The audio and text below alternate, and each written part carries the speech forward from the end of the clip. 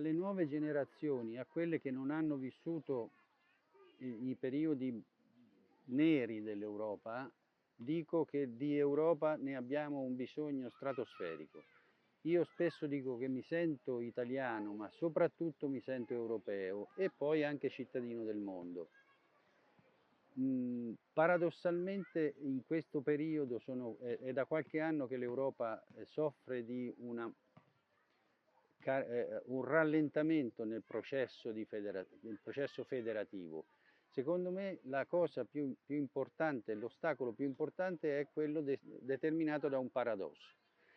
Nel Consiglio d'Europa ci vuole l'unanimità per prendere le decisioni e questo comporta un diritto di veto da parte di chiunque. Per togliere l'unanimità ci vuole l'unanimità. Questo è il paradosso che ci blocca, che ci ferma. Noi dobbiamo cedere sovranità all'Europa. Tutti i paesi devono cedere sovranità all'Europa. I due passaggi principali, prioritari, che si possono fare presto sono la politica estera e l'esercito e la difesa. La difesa deve essere europea, non ci può essere più un esercito italiano o francese o lussemburghese. Dobbiamo avere un esercito europeo e dobbiamo avere una difesa europea, un ministro della difesa europeo. Tutto il resto poi pian piano verrà, però prima dobbiamo togliere l'unanimità. Viva l'Europa!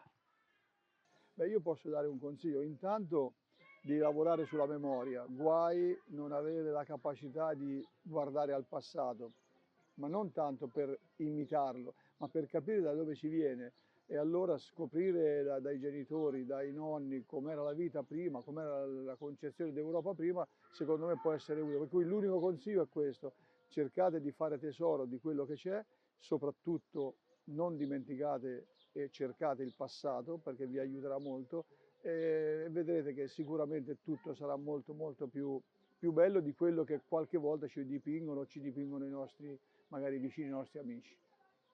L'Unione Europea, come ho detto, è una prospettiva sicuramente importante per noi, ma soprattutto per le nuove generazioni. In un mondo che è sempre più globalizzato, in cui ci sono ed emergono paesi molto forti, no? Pensiamo alla Cina, pensiamo all'India, pensiamo al fatto che anche questi paesi molto forti stanno cercando dei rapporti di collaborazione con altri stati, per cui oggi rimanere isolati è uscire fuori dalla storia, per cui l'Europa ha una possibilità di avere e di giocare un ruolo nello scenario mondiale solo se sarà un'Europa unita, un'Europa forte, con sempre più paesi e con sempre più potere dato al Parlamento di incidere sulle sorti dei cittadini e degli stati.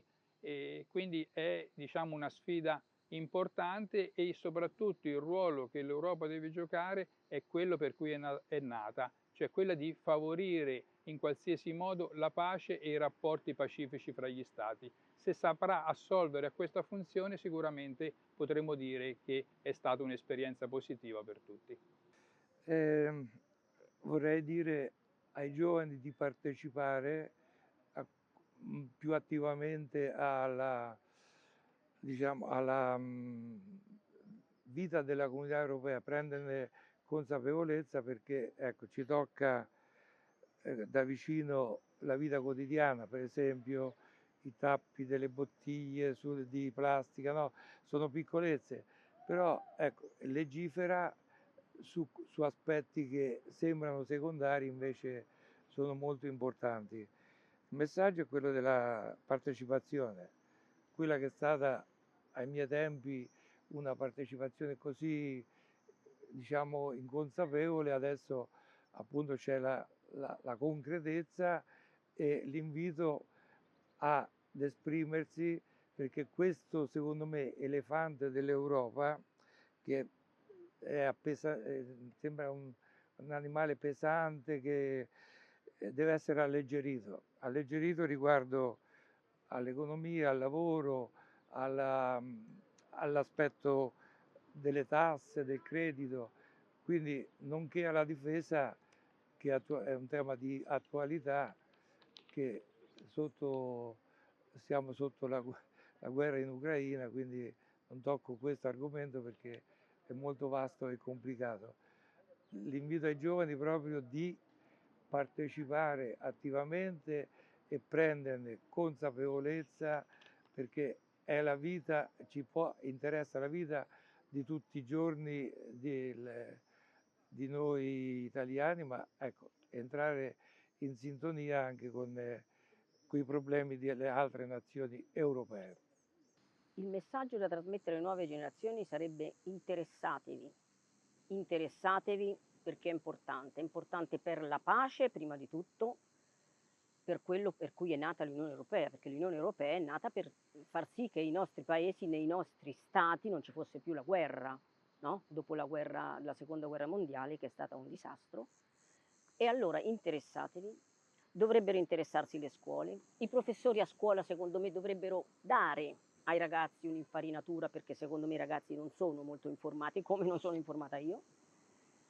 E ecco, questo vorrei dirgli, e di capire anche gli altri paesi, di capire anche visto che loro viaggiano molto di più, adesso è più facile viaggiare, più facile, no? Di cercare di capire, di andare incontro al modo di vedere degli altri paesi e di essere, ecco, più uniti tutti, perché sarebbe un vantaggio per tutti.